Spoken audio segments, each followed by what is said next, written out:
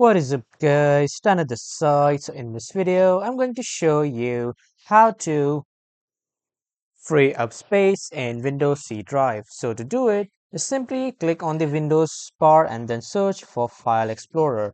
After searching for File Explorer, simply click on it once and then open the Windows C drive. After that, from here, you just simply need to go to Program Files x86. From here, you can delete any file or folder that is not needed to you, or you can just simply delete all the folders from here, whichever are useless. So after minimizing it, you need to press the Control R button to open a new pop-up. I'm sorry guys, you just simply need to press the Windows R button to open this pop-up, and then from here you need to search for %temp percentage and then click on OK.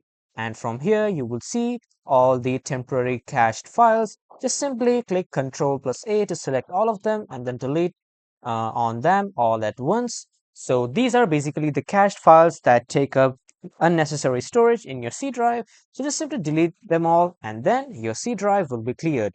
So that was all for this video everyone. Thank you for watching.